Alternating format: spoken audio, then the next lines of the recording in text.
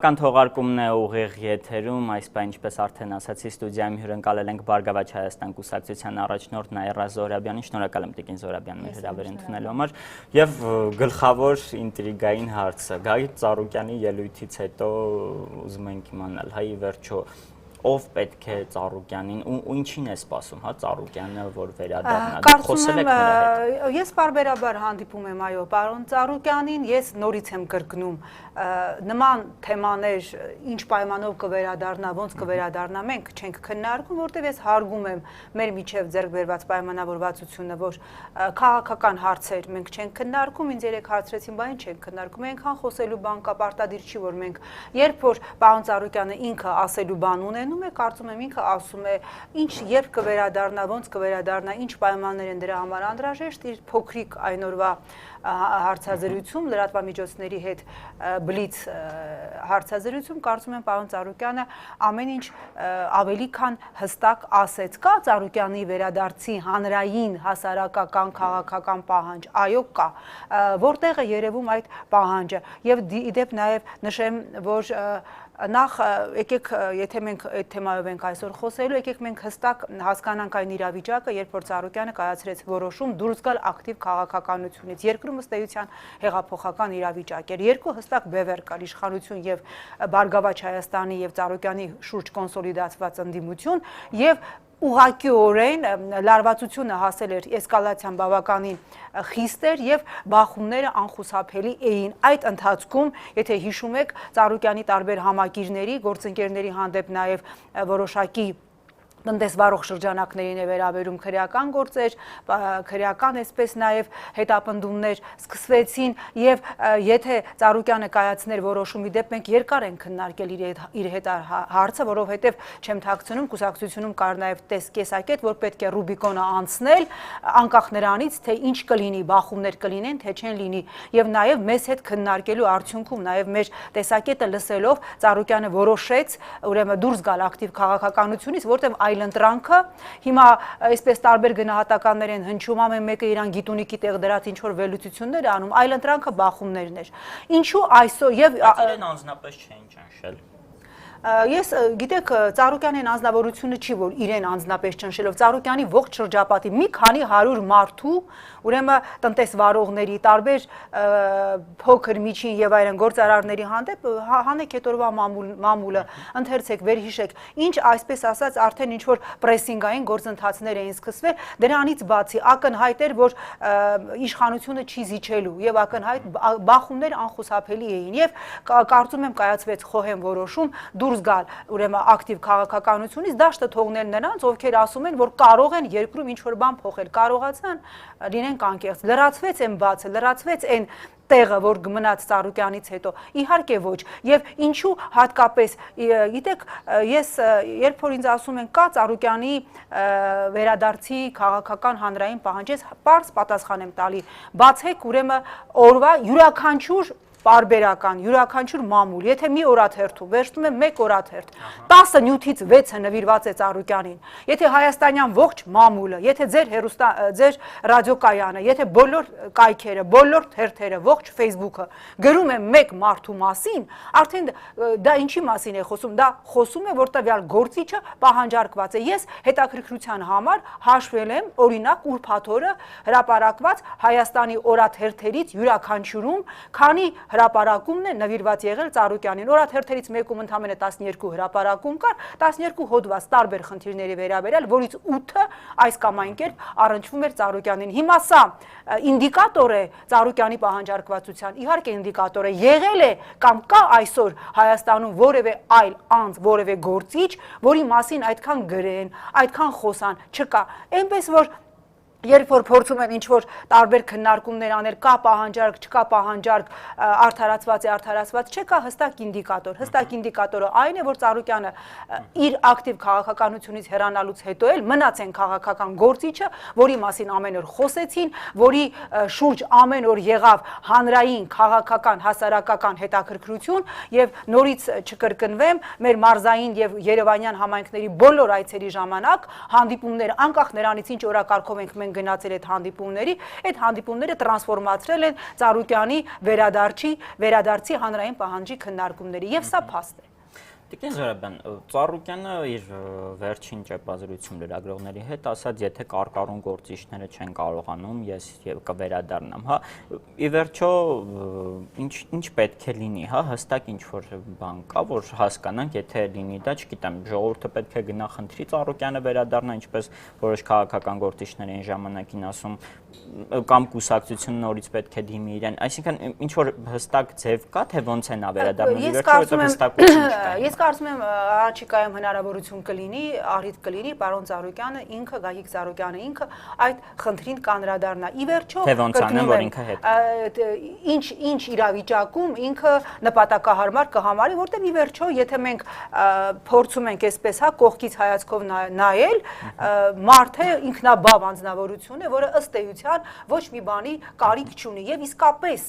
եթե կայացվի որոշում վերադառնալ ակտիվ քաղաքականություն, դա լինելու է բացառապես հանրային պահանջի առումով, որտեղ որպես անձ Գագիկ Ծառուկյանը շարունակում են բոլոր ծրագրերը մեկ օր անգամ ակտիվ քաղաքականությունից հեռանալուց հետո էլ գիտեք մենք շատ լավ գիտենք թե սովորաբար հնարավորություն ունեցող մարդիկ երբ են այսպես ասենք իրենց հնարավորությունները գործի դնում, երբ որ ունեն քաղաքական ուրեմն շահեր, քաղաքական ծրագրեր, անգամ ակտիվ քաղաքականությունից հեռանալուց հետո մեկ ծրագիր կլիներ մարզական, կլիներ սոցիալական, կլիներ կրթական, թե ոչ միայն Հայաստանում, այլև Սփյուռքում Ծառուկյանը ոչ միայն չդադարեցրեց, այլև բազմաթիվ ծրագրեր այս վերջին հատկապես նաև 1.5 տարիների ընթացքում մի քանի անգամ ավելի մեծ ծավալով իրականացրեցին։ Այսինքն այստեղ մենք գործ ունենք անշահախնդիր մարդու հետ, որի նպատակը, որի մոտիվացիաները անշահախնդիր են։ Հիմա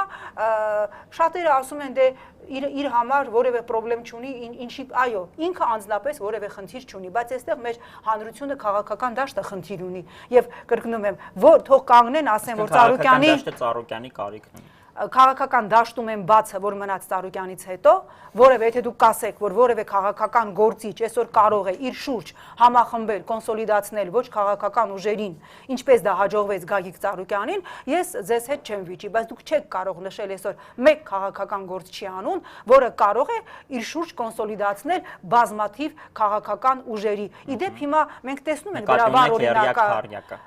Եռյակներ, քառյակներ, դրանից հետո հիշում եք համազգային շարժումը, երբ որ ստեղծվեց, բազմաթիվ տասնյակ քաղաքական կազմակերպություններ, մի քանի տասնյակ հասարակական կազմակերպություններ կոնսոլիդացվեցին Գագիկ Ծառուկյանի շուրջ։ Հիմա մենք տեսնում ենք, կա բազմաթիվ քաղաքական ոչ իշխանական ուժեր, հիմա արդեն մի 10 օր է հանդես են եկել առաջարկով ուղղված քաղաքական դաշտի ընդդիմադիր հատվածին, սկսել ուրեմն քննարկումներ մեկ միասնական օրակարգ ձևավորվելու։ Ես դեռ չեմ տեսնում որևէ այսպես ասենք, ռեալ որևէ առարկայական ուրեմն քննարկում, առարկայական տեղաշարժ այդ հարցում, ինչու, որովհետև իսկապես չկա վստահություն, որ հնարավոր է ոչ իշխանական ուժերով ձևավորել, ես չեմ խոսում անգամ մեկ միասնական ցուցակով մասնակցությունին, որտեղ ես քանի օր է այդ խնդրին անդրադառնում եմ, դա ես մի քիչ համարում եմ անիրատեսական, բայց անգամ մեկ միասնական քաղաքական օրակարգ ձևավորելու, օրինակ, ընտրակեղծիքների դեմ պայքարելու կամ ինչ-ինչ միասնական քայլեր մշակելու միջև ընտրությունը, այս պահին ես որևէ առարկայական քայլեր եւ առարկայական բովանդակային քննարկում չեմ տեսնում։ Այն ժամանակ էլ երբ եռյակ-քառյակներ դեռ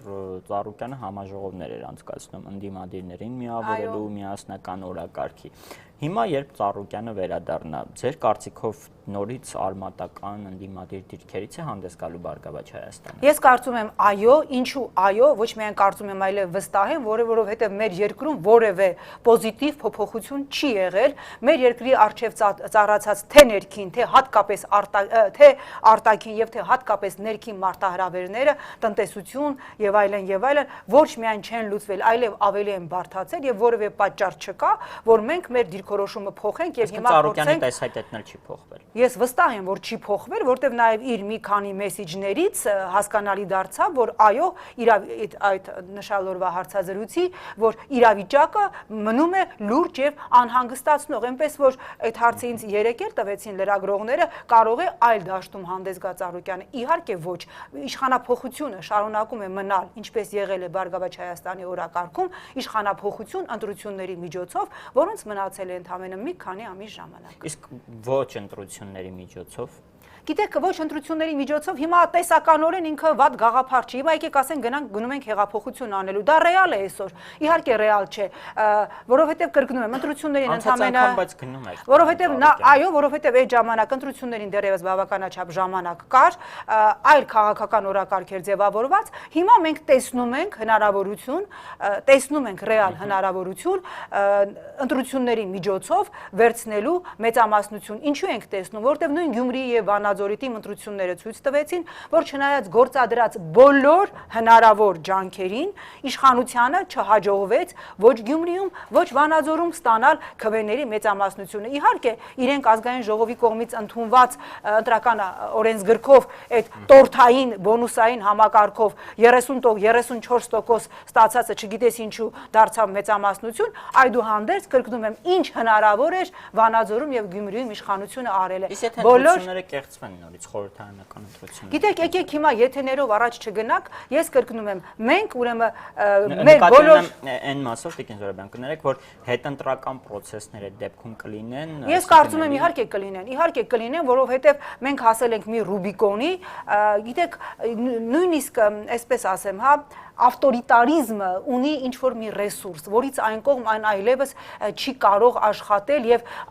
իսկապես շատ մեծ ընդվզում է առաջացնել։ Նախ ես վստահ եմ, որ իրենք այդպես բացահայտ այլանդակ ընտրակեղծիքների չեն գնա, որովհետեւ եթե մենք չկարողանանք փոխել այս բոնուսային համակարգը, իրենք կարող է շատ այսպես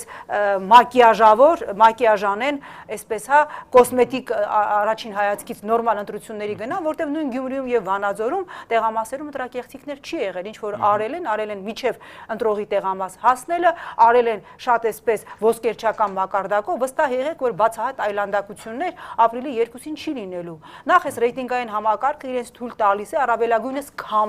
քամել բառի բուն իմաստով տվյալ ռեգիոնում միջև 5-ից 15 առաջադրելու են ռեյտինգային գազի վարչության պետ, էլցանց, չգիտեմ, գյուղապետի տեղակալ, թաղապետ, այսինքն ողջ վարչական ռեսուրսը միջև վերջին քվեն քամելու են, նրանք գումարած իրենց արսենալի մնացած գործիքներ, այնպես որ վիզուալ առումով, արտաքին առումով մեծամասնություն կձևավորեն։ Ես գիտեք, եթե հիմա ասեմ մեծամասնություն կձևավորեն, նշանակում է, որ մենք դատապարտում ենք առաջիկա խորհրդարանական ընտրությունները, ասում ենք ի սկզբանե դատապարտված է, կանխորոշված է եւ այլն, փորձելու են անեն։ Իհարկե փորձելու են, որովհետեւ եւ պատահական չէ, որ գործող վարչապետը երբ որ ներկայացնում էր իր ծրագիրը, ես մեկ հարց ուղեցի, շատ պարզ հարց, շատ լավ ծրագիր է, գեղեցիկ գրված, ամեն ինչ նորմալ է, որտեղ ոչ մի ծրագրում գրված չի լինում, որ մենք եկել ենք Հայաստանի տնտեսությունը քանդենք, մենք եկել ենք մենաշնորհները շարունակենք, ստվերը կոռուպցիան ուժեղացնենք, կարող է գործող վարչապետը կտրել այն ճյուղը, որի վրա նստած է իշխանությունը։ Եթե կանի, այդ ժամանակ կխոսենք։ Ես չեմ հավատում, որ դա հնարավոր է։ Ինչու չեմ հավատում, որտեղ երբ որ մարդկանց տալիս են մենաշնորհ, չեն տալի նրա համար, որ ինքը շատ գեղեցիկ բոյ ունի, կամ շատ գրերեք բլանդին է, կամ բրյունետ է, կամ շատեն է։ Տալիս են նրա համար, որտեղ այդ մենաշնորհ ունեցողը այնուհետև ապահովում է իշխանության վերարտադրությունը։ Հիմա եթե այդ մարդկանց իրենք մենաշնորհից զրկելու են, գալու է ապրիլի 2-ը, այդ մարդիկ ասել են, բայց ո՞նց ենք ապահովելու ձեր վերարտադրությունը։ Հիմա եթե պատրաստ են իրենք պայքարելով կոռուպցիայի ստվերի մենաշնորհի դեմ, կտրել են ճյուղը, որի վրա նստած է իշխանությունը, եկեք սպասենք եւս 1 ամիս, այդ ժամանակ կխոսենք։ Թող ես լինեմ մեր երկրի ամենավերջի վատատեսը, որ չեմ հավատում, որ նման բան հնարավոր է։ Կառավարության դեր կվերադառնանք, այսօր նաեւ բյուջեն ենք քննարկում, բայց մինչ այդ Տիկին Զոհրաբյան, ասացեք, որ Ծառուկյանի վերադարձի դեպքում էլ ինքն էլ եւ Բարգավաճ Հայաստանն էլ ձեր կարծիքով արմատական ընդդիմադիր դաշտի հանդես կգան։ Ծառուկյանի հայտարարությունից հետո քաղաքականությունից դուրս գալու առաջին անգամ, եթե չեմ սխալվում, կինոթատրոնի բացմանը տեսանք Ծառուկյանի նախագահ Սերժ Սարգսյանի հետ, հենց այսօր էլ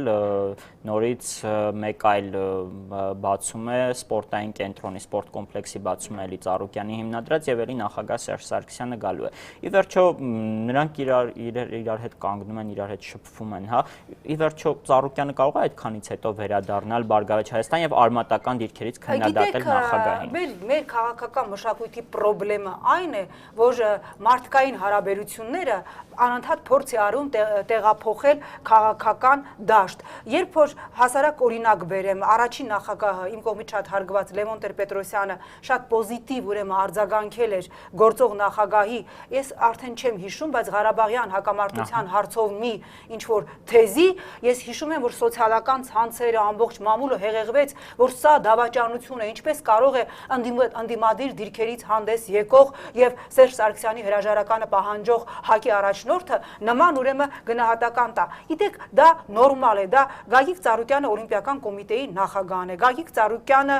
նաև որոշակի մեծ հնարավորություններ ունեցող գործիչ է, անհատ է, որը մեր երկրում ի տարբերություն այլ գործիչների, որ իր ունեցվածքը չի փախցնում տանում ուրիշ երկիր, այլ մեր երկրում ներդրում է անում։ Սերժ Սարգսյանը հանրապետության նախագահն է եւ բացարձակ բնական է եւ այստեղ որևէ արտառոց։ Բայց կարող է քանից հետո քննադատել։ Իհարկե կարող է։ Հիմա ես այդտեղ որևէ խնդրեմ չեմ տեսնում։ Նորմալ քաղաքակիրթ մշակույթում ես կարող եմ ձեզ հետ գնալ ինչ որ մի միջոցառման, ձեզ հետ նստել, զրուցել տարբեր խնդիրների շուրջ, բայց ձեզ համարել իմ ամենաարմատական օպոնենտը, ձեր տեսակետների հետ համաձայն չլինել եւ իմ անհամաձայնությունը հայտնել։ Ես սա համարում եմ բացարձակապես նորմալ եւ մենք պիտի կարողանանք մեր քաղաքական մշակույթում այդ սևի եւ սպիտակի, որ դու կամ սև ես կամ սպիտակ ես, վերջ, կամ դու ասում ես ես եկել եմ քո գլուխը կտրելու եւ որևէ հարց չես քննարկում, որտեվ գիտեք, երբ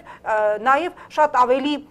քաղաքական, եթե մենք կարողանանք մեր քաղաքական մշակույթում նաև այդ երկխոսելու, պարտադիր չի, եթե դու գնում ես մարդու հետ երկխոսելու, դա չի նշանակում, որ դու գնում ես իր հետ համաձայնվելու։ Դու գնում ես իրեն ասելու, որ ոչ դու սխալ ես, ոչ դու ճիշտ ես, եւ ես պահանջելու եմ քո հրաժարականը, եւ ես ամեն ինչ անելու եմ, որ ընտրությունների միջոցով դու չվերարտադրվես։ Բայց անձնական դաշտ պետք չի տեղափոխել քաղաքականությունը, հենց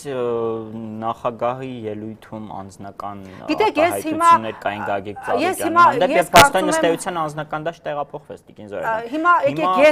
ես Իվետա Տոնոյանը չեմ, ես կարծում եմ այդ բոլոր հարցերը դուք կարող եք ուղղել Տիկին Իվետա Տոնոյանին, ես ինչ որ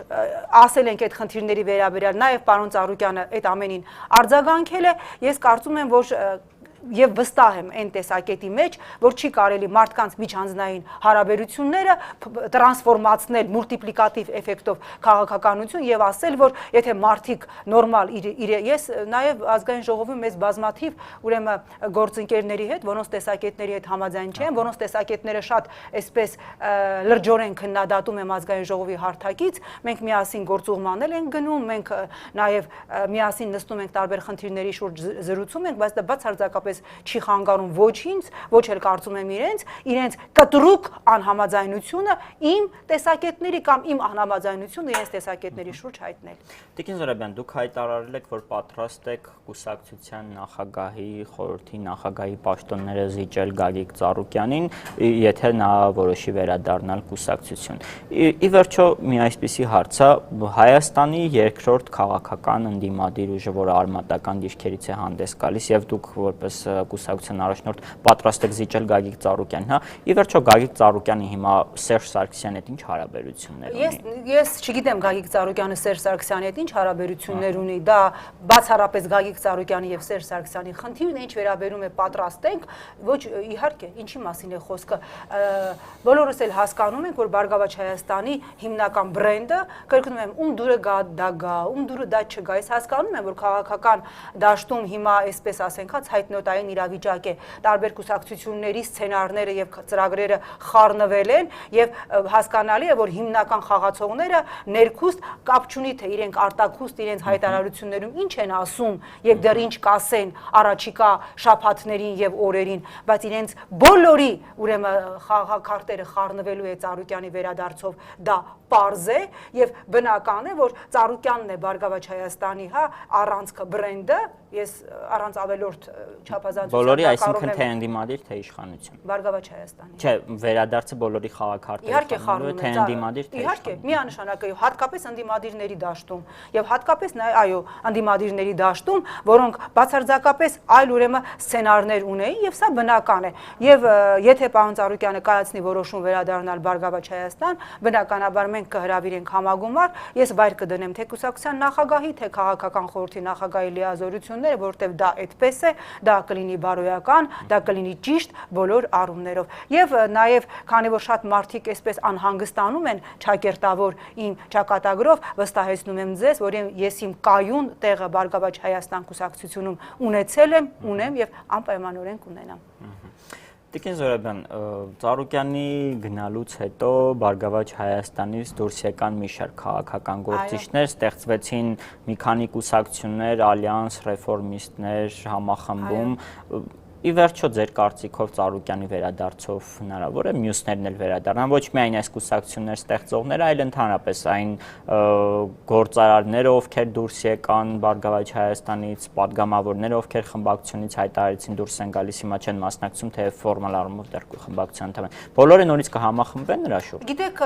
ես չեմ կարծում, որ այդպիսի բան ճիշտ կլինի, որ լինի, ես շատ հարգանքով եմ վերաբերում մեր բոլոր գործընկերներին, բացի վերջո նախ ես ասեմ, որ մենք շատ լավ նորմալ համագործակցություն ունենք համախմբում կուսակցության մեր գործընկերների հետ եւ ես չեմ նկատել, որ իրենք նման ծրագիր ունեն, անկեղծ ասած, ի վերջո, այո, որտեղ իրենք ստեղծել են առանձին կուսակցություն, իրենք իրենց առանձին քաղաքական օրակարգ ունեն, մենք կարող ենք իրենց հետ որպես համախմբում առանձին կուսակցություն, ես շատ մեծապես հարգում եմ պարոն Օսկանյանին, Վահեին, Էլինարին, իրենք բոլորը Ստեփանին, իմ ընկերներն են, իմ գործընկերներն են, իրենք ունեն իրենց քաղաքական օրակարգ, անկեղծ ասած, եւ ես չեմ նկատել, որ իրենք այդպիսի ծրագրեր ունեն, իրենց օրակարգում են, կարող ենք լինելով տարբեր կուսակցություններ, շատ ակտիվ միմյանց հետ համագործակցել։ Ինչ վերաբերում է անհատ падգամավորներին, ովքեր դուրս եկան Բարգավաճ Հայաստանից եւ այսօր կարծես թե որևէ քաղաքական ֆորմատում ներգրաված չեն, ես չեմ կարող անգամ իրենց փոխարեն պատասխանել, բայց ես մի բան պիտի կարող եմ ասել, որ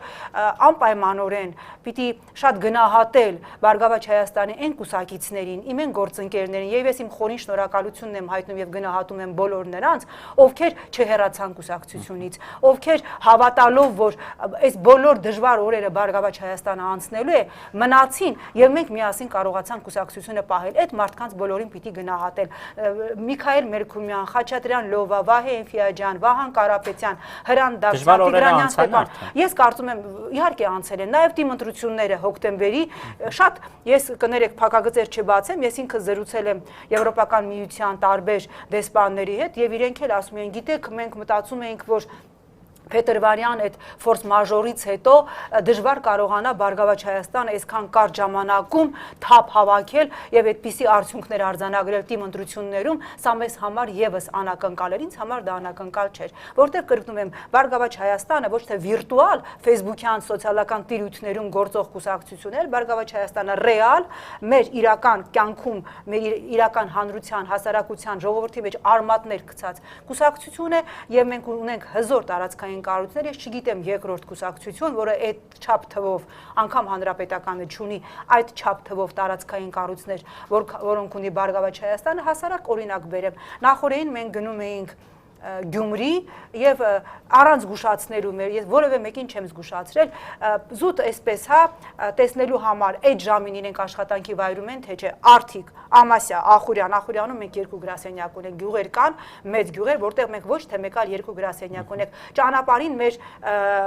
Մարալիկ մտել են մեր բոլոր գրասենյակները օրվա տարբեր ժամերին բոլոր կուսակցությունների գրասենյակները փակ էին աշխատում էին, գործում էին միայն Բարգավաճ Հայաստանի գրասենյակները։ Իսկ հնարավոր է Ծառուկյանի վերադարձից հետո Բարգավաճ Հայաստանը ընդդիմադիր դաշտի համախմբման գործընթաց սկսի։ Գիտեք, ամեն ինչ հնարավոր է։ Ես իրավունք չունեմ եւ ինձ իրավունք չեմ վերապահի առանց այդ հարցերը պարոն Ծառուկյանի հետ քննարկելու, առանց իմանալու, ռեալ իմանալու ինքը ինչ վերջնական որոշում է կայացրել, այսօր ենթադրություններ անել քաղաքականության մեջ ամենավտանգավոր եւ ամենառիսկային բանը եթեներով առաջնորդվելն է, կապրենք, կտեսնենք։ Լավ, ի վերջո մինչև երբ սպասենք Ծառուկյանի պատասխանը։ Երբ որ Ծառուկյանը կպատասխանի։ Երբ կլինի։ Ես չգիտեմ, այդ հարցը։ Դուք շփվում եք նրա հետ։ Ես այո, շփվում եմ, բայց նման հարց ես էլ եմ կրկնում, չեմ քննարկել, որտեղ մենք ունենք պայմանավորվածություն, որ Ծառուկյանը կասի ինչ որ բան այն ժամանակ, երբ որ ինքը կգտնի նպատակահարմար։ Մոտ ապագայում, բայց թե։ Ենթադրում եմ, որովհետև դե բնականաբար միջև խորհրդարանական ընտրություններ։ Շատ լավ, Տիկին Զոհրաբյան, նաև այսօր կառավարությունը ազգային ժողով էր բերել բյուջեն, փաստորեն Բարգավաճ Հայաստանի հետ վարչապետը առանցին չի եկել քննարկել նախագիծը, մինչդեռ Հանրապետականի ու Դաշնակցության հետ քննարկել է։ Ի վերջո նախ այս մասին ինչն է պատճառը ձեր կարծիքով չի եկել։ Այսպես այստեղ ես առանձնապես մեծ ողբերգություն չեմ տեսնում, չնայած կառավարության ծրագիրն էլ, չնայած դա սահմանադրական նորմեր եւ պահանջեր քննարկել, հա, քաղաքական ուժերի հետ չի քննարկվել բացի կոալիցիոն երկու ուժերից, Հանրապետականից եւ Դաշնակցությունից, մեզ համար այդպես մենք այսպես հա մեր չիները չի ընկել, որ մեզ հետ ոչ ծրագիրը, ոչ էլ բյուջեն չի քննարկվել, հիմա բյուջեն քննարկումներ են, բյուջետային քննարկումներ են, մենք ակտիվորեն մասնակցել ենք բյուջետային քննարկումների, մեր առաջարկները իհարկե ներկայացնել ենք եւ իհարկե վստահ ենք, որ առաջարկների 99.99%-ը չի անցնելու, որովհետեւ բյուջեն սուղ է, բայց մենք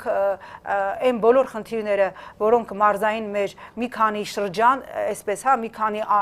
այսպես հա պտույտ մենք մարզային այցեր կատարեցինք մի քանի անգամ ամբողջ հանրապետությունով եւ փորձեցինք նաեւ հավաքագրել խնդիրները, որոնք լուծելի են հանրապետական բյուջեով, մենք այդ բոլոր առաջարկները, որ խոստացել ենք մարզերի, նաև Երևանի համայնքի բնակիչներին, խնդիրներ, որոնք պիտի կարգավորեն բյուջետային ուրեմն ծախսերի միջոցով, անպայմանորեն դրանք ներառելու ենք, որովհետև մենք խոստացել ենք մեր համաքաղաքացիներին,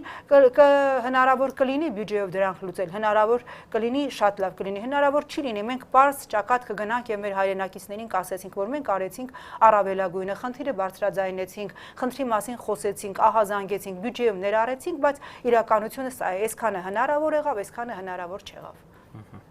Եղավ, շնորհակալ եմ։ Ես էլ եմ շնորհակալ։ Մեր հրավեր ընդունելու համար, ես հիշեցնեմ ստուդիայում հյուրընկալել ենք